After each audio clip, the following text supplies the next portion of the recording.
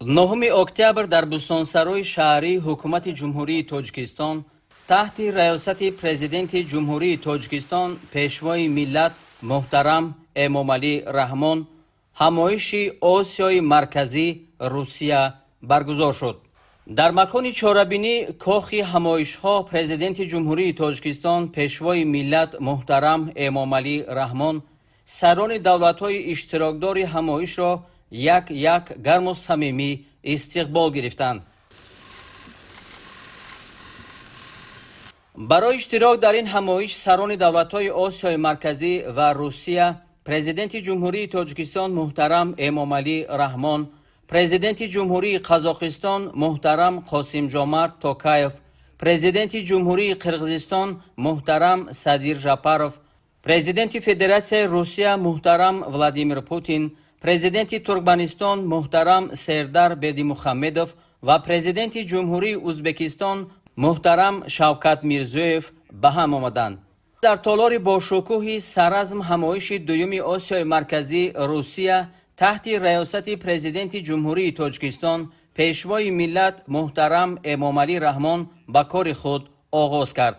نخست سرور دولت ما محترم امامعلی رحمان اشتراکداران مهمانان والامقام را صمیمانه به تاجیکستان خیر مقدم گفته اظهار باور نمودند که نتیجه های همایش به تحکیم و گسترش منبعده همکاری سودمند بسیار جانبه در قالب آسیای مرکزی روسیه مساعدت می نماید.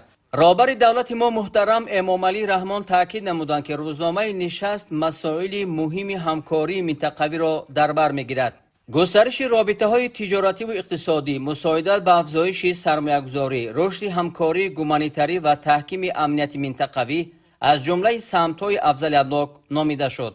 اظهار اطمینان کرده شد که قرارهای از روی نتیجه‌های محاکمه قبول شونده به تحکیم روحیه همبستگی و همدیگر فهمی میان کشورهای اشتراکدار قالب آسیای مرکزی روسیه زمینه می‌گذارد. پرزیدنت کشور ما محترم امامعلی رحمان ابراز داشتند که اشتراک فعال سران دولت‌ها و نهادهای دخلدار آنها هدفمندی جانب‌ها را به رشد مکالمه و تحکیم همکاری استراتژی میان کشورهای منطقه و فدراسیای روسیه نشان می‌دهد. در ادامه به مسائل تحکیم رابطه‌های تجارتی و اقتصادی، سرمایه‌گذاری و گومانیتری، اینچنین به سعی و کوشش‌های مشترک بهر تأمین ثبات و امنیت منطقوی توجه مخصوص ظاهر کرده شد. در ادامه همایش سران همه دولت‌های اشتراکدار سخن رانده دایر به موضوع‌های مبرم مطرح اظهار اندیشه کردند. در فرجام کار همایش آسیای مرکزی روسیه را پرزیدنت جمهوری تاجیکستان پیشوای ملت محترم امامعلی رحمان جنببست کرده به اشتراکداران آن برای کار سازنده و سودمند اظهار سپاس نمودند. از روی نتیجه کار همایش اعلامیه جنببستی همایش آسیای مرکزی روسیه و نقشه عمل یکجایه برای سالهای 2025-2027 قبول گردید.